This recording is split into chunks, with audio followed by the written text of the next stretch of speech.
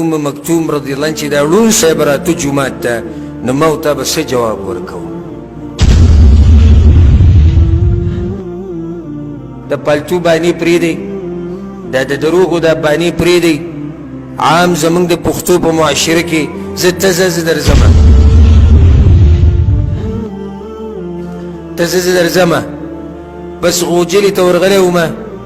او د هغې د لاسه مې جامې بېلمازه شوي دي زه درځمه په دې لارو کې د ځوانان ناسي او دا هلکان ناسي او دا بوډاګان ځان یې تړلی د الله د دین دپاره نو دغه شان دا مونځ کوونکی هم مجاهد دی د الله په لار کې عبدالله ابن ام مکتوم رضی الله عنه هغه ړوند صحابي هغه مشهور صحابي چې د هغه په باره کې ایتونه نازل شي پیژنئ که نه پیژنئ عبدالله ابن ام مکتوم هغه چې راغی د پیغمبر صلی الله علیه وسلم خواته او د هغه سره د قریش سرداران او څه مشران ناست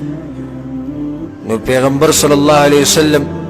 توجه ورنکړه عبدالله ابن ام مکتوم رضی الله عنه ته په دې چې دا ملګری دی بیا به ورسره خبره وکړو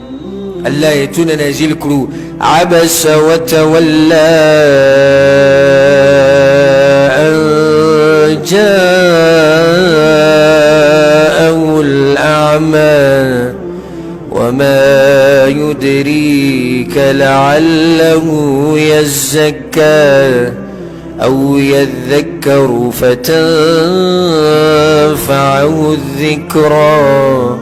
الله ایتونه نازل کړو مخ واړو دی پیغمبر چې کله راغی ړوند ان جاءه الاعمى دا ړوند انسان په پیغمبر صلی الله علیه وسلم پسې راغی واورئ ځوانانو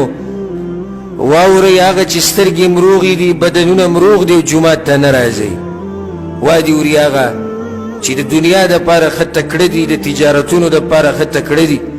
د ځمکو د جیدادونو دپاره ښه تکړه دي واورئ ښه یو ړوند سړی راغی په پیغمبر صلی الله علیه وسلم پسې وی یا رسول الله ړوند یمه او جومات ته د راوستو مې څوک نشتي دې عذرونو ته ګورئ ړوند یمه او جومات ته د راوستو مې یا رسول الله وی څوک نشتي مدینه ده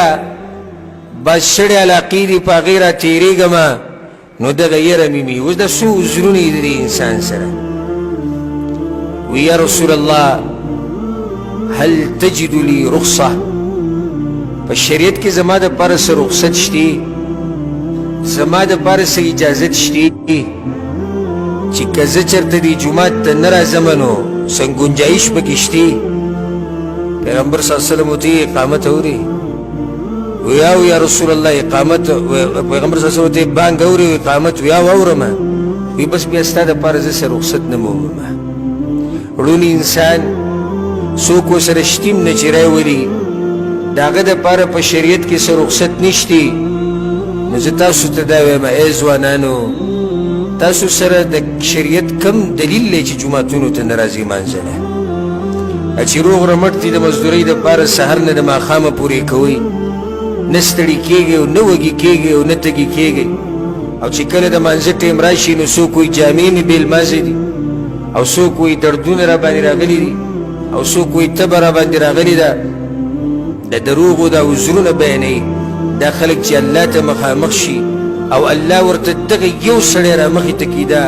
عبدالله ابن ام مکتوم رضی الله عنه چې دا ړوند سړی به راته جومات ته نو ما ورته به څه جواب ورکوو د پالتو بانې پرېږدئ دا د دروغو دا بانې پرېږدئ عام زمونږ د پښتو په معاشره کې زه ته ځه زه درځمه ته ځه زه درځمه بس غوجلې ته ورغلی ومه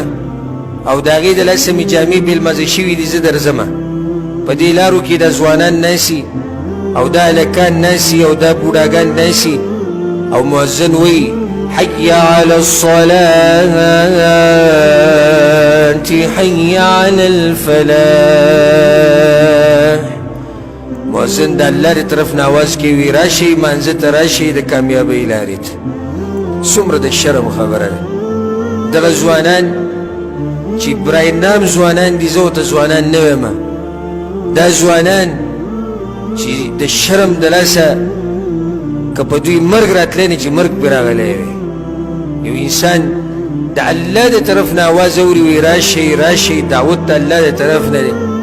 او دی بیا په لارو کوڅه کې ناست دی بیا په بازار کې ناست دی بیا ګپ شپ لګي دی بیا په ګاډي کې ناست دی بیا په ځان باندې کمبل لواړي زه وایم چې دې کسانو له به څنګه خوب ورځي چې د مؤذن د آواز واوري حي علی الصلاه راشي د منځ طرف ته دې په ځان باندې کمبل لواړي دې ظالم له خوب څنګه ورځي دې حیا نه کوي د الله نه دې د الله نه شرمېږي نه دې د الله نه یریږي نه او چې کله د مخلوق خبره راشي نو بیا به ځان داسې دینداره کي او چې کله هغه مونځ راشي په کوم کې چې دی ویښي نو بیا به ځان داسې منځګزاره کي چې بهی زه خو مونځونه کوم او زه عبادتونه کوم الله سوی د داسې قسمه خلکو مبارکې یستخفون من الناس د خلکو نه یریږي د خلکو نه پټیږي د خلکو نه حیا کوي د خلکو نه شرم کوي د خلکو لحاظ کوي د خلکو قدر کوي ګوره دې منافق ته یستخفون من الناس د خلکو نه خو ځان پټ کو خپل ریکارډې هغه خلکو ته سپا کو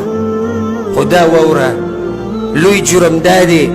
یستخفون من الناس ولا يستخفون من الله وهو معهم